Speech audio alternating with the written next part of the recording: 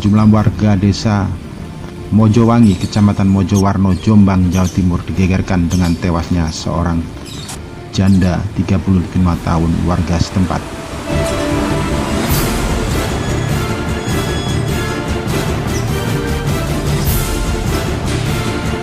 Yang diduga menjadi korban pemerkosaan pada Minggu pagi lalu. Korban awalnya ditemukan warga di sebuah lahan kosong di belakang toko modern saat waktu sahur.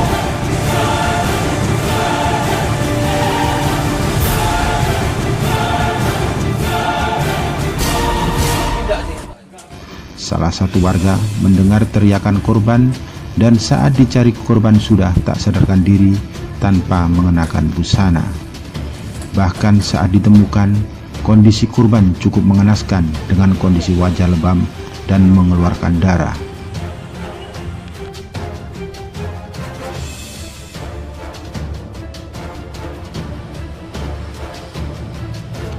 Warga yang mengetahui hal tersebut langsung melaporkan ke pihak kepolisian. Setelah dilakukan evakuasi, korban dinyatakan meninggal dunia setelah menjalani perawatan intensif di rumah sakit.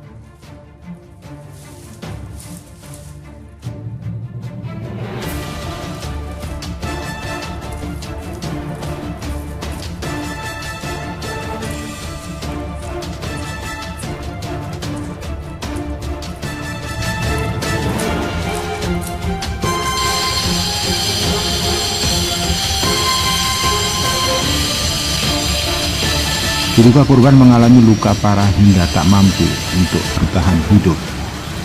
Untuk mengungkap siapa pelaku dalam kasus tersebut, polisi mengaku sudah memeriksa 6 saksi. Kronologi penemuan wanita seperti apa? Kronologi penemuannya pada malam hari kita temukan adanya laporan dari Kadin Jajaran Polsek Mojowarno, temuan wanita tidak sadarkan diri tanpa busana. Untuk adanya dugaan pemerkosaan. Setelah itu kita tim Eagle Resmob Jombang bergerak menuju ke TKP dan mengamankan si korban tersebut dan kita larikan ke RSUD untuk penanganan pertolongan pertama. Setelah itu korban seperti apa kondisinya? Setelah itu korban gimana kondisinya? Korban kita melakukan pertolongan pertama, korban tetap tidak sadarkan diri. Saat ditemukan kondisi korban ini seperti apa ciri-cirinya? Untuk ciri-ciri saat ditemukan korban tersebut, dia sudah memar di bagian dada, terus di sekitar gigi juga sudah mulai ada darah-darahnya, ya intinya lebam lah. Namun tak lama kemudian, pelaku pemerkosaan dan pembunuhan terhadap janda di Jombang, Jawa Timur akhirnya berhasil diciduk Satuan Reserse Kriminal Polres Jombang. Di hadapan petugas, pelaku nekat mengajar korban hingga akhirnya tewas karena korban melawan saat akan diperkosa. Pelaku adalah Tri Pahlawan Satria, 29 tahun, pelaku pembunuhan asal Tambak Sari, Surabaya.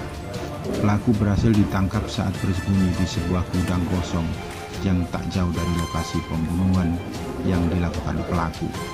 Dari hasil keterangan, pelaku nekat menghabisi nyawa korban karena korban berusaha melawan saat akan disetujui.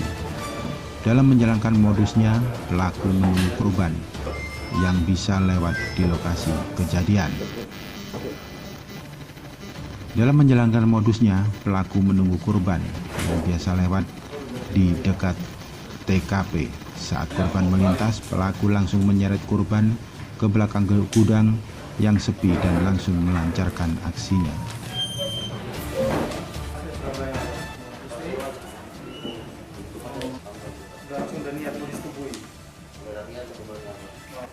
Dibawa ke belakang nggak mau, sampai paksa. Terus kenapa dibunuh? Dadanya terus? Pasal kita terapkan.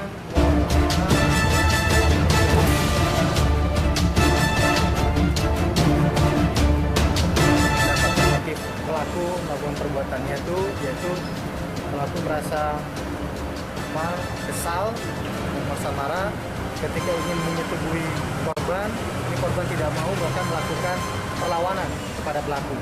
Kemudian pelaku melakukan pemukulan kepada korban, kemudian menendang di bagian dada dan membenturkan kepala korban 2 kali ke lantai, sehingga mengakibatkan korban ini tidak sadarkan diri dan akhirnya meninggal dunia. Perkosaan sudah terjadi. Informasi dari korban dari tersangka, ya, itu perbuatannya masih belum terjadi, cuman masih sudah ada upaya pemerkosaan, dan ini nanti tentu akan kita buktikan. Ini korban tidak mau bahkan melakukan perlawanan kepada pelaku. Kemudian pelaku melakukan pemukulan kepada korban, kemudian menendang di bagian dada dan membenturkan kepala korban 2 kali ke lantai, sehingga mengakibatkan korban ini tidak sadarkan diri dan akhirnya meninggal dunia. Perkosaan sudah terjadi. Informasi dari korban dari tersangka, ya, itu perbuatannya masih belum terjadi, cuman masih sudah ada upaya pemerkosaan, dan ini nanti tentu akan kita buktikan berdasarkan hasil visum, hasil otopsi, apakah nanti sudah terjadi persetubuhan atau pemerkosaan. Dari hasil keterangan pelaku nekat menghabisi nyawa korban karena korban berusaha melawan saat akan diperkosa. Akibat perbuatannya, pelaku dijerat dengan pasal berlapis dengan ancaman 15 tahun penjara.